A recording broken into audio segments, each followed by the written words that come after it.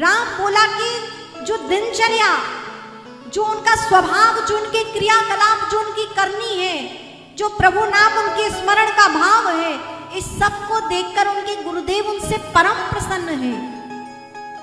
और कहते हैं कि गुरुदेव परम प्रसन्न है, तो इन्हीं राम बोला का नाम आज गुरुदेव ने क्या रखा? तुलसीदास। ये गुरुदेव के मुख से दिया हुआ नाम है।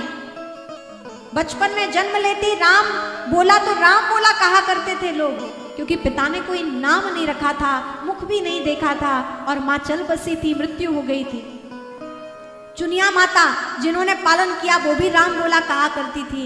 लेकिन आज जब संपूर्ण विद्याओं से, प्रतिभा से युक्त हुए राम बोला, तो गुरुदेव ने उन्हें दिव्य नाम दिया और राम बोला बन गए तुलसीदास। बोलिए तुलसीदास जी महाराज की जय हो। ऐसे तुलसीदास जी महाराज अपने गुरुदेव के साथ अब जहां पर सत्संग वार्ता होती, सब जगह अपने गुरुदेव के सानिध्य में सत्संग में जाते, कथा में जाते, और कहते कि एक बार दिव्य मेला लगा। जिस प्रकार यहां कुंभ का मेला लगा, उसी प्रकार संतों का जमघट काशी में उत्पन्न, काशी में जमघट लगा, संतों का संत समागम हुआ। तो नरहरियानंद जी गुरुदेव अपने शिष्य तुलसीदास जी के साथ काशी पहुंचे। अब तो जहां गुरु और शिष्य जाते वहीं पर ज्ञान का अमृत बरसता, भक्ति रस बरसता। स्मरण रखें कि जिन जिन ने भी सत्संग का आश्रय लिया है, जिन्होंने भी प्रभु भक्ति का आश्रय लिया है, वो सत्संग करता व्यक्ति कहीं और भागे या ना भागे, लेकिन उसकी ओर प्रभु जरूर भागते हुए आते हैं। वो कहीं भागे या ना भागे, लेकिन सत्संग करता, गुरु निष्ठा रखने वाले भक्त और शिष्य के पास प्रभु जरूर भागे हुए आते हैं। ये गुरु कृपा का प्रताप है, ये सत्संग का प्रताप है, ये महापुरुषों की कृपा का प्रताप है, उनका अनुग्रह है। जहां जहां जाते राम बोला, वहां पर प्रभु भक्ति बरसती, वहां पर प्रभु रस बरसता। और कहते हैं कैसा उनका भाव अपने गुरु चरणों की ओर। गुरु मेरी पूजा, गुरु गोविंद, गुरु मेरा पार ब्रह्म, गुरु भगवंत, गुरु मेरी पूजा, सभी गाएं। गुरु मेरा पार ब्रह्म, गुरु भगवंत। तुलसीदास का ऐसा भाव कि उन्हें भगवान से पहले अपने गुरु नजर आते। जाएगी फिर जहां पर तुम्हारी नजर, श्याम सुंदर की सूरत नजर आएगी। उसी प्रकार जहां पर भी तुलसीदास जी की दृष्टि जाती, वहीं उन्हें अपने गुरुदेव के दर्शन होते।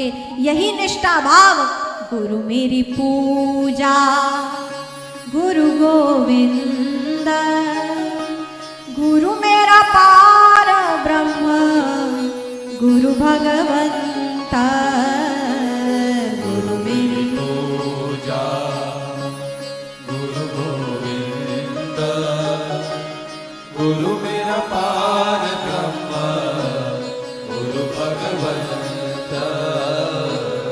स्वयं शिव की कृपा से गुरुदेव का अनुग्रह प्राप्त किया।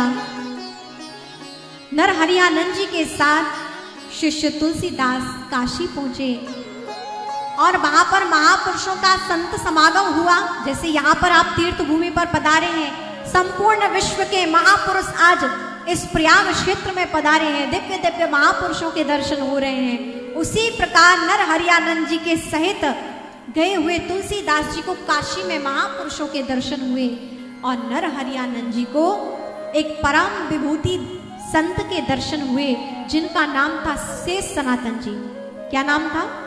शेष सनातन जी। इनका दर्शन हुआ तो आपस में दोनों गुरुजनों ने अभिवादन किया, एक दूसरे को प्रणाम किया।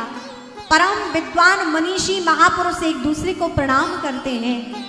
दिव्य सत चर्चा उनके मध्य हुई और बड़ी ही गंभीरता पूर्वक तुलसीदास जी अपने गुरु और समक्ष विराजमान संत के मध्य जो वार्ता हो रही है उसे श्रवण कर रहे हैं।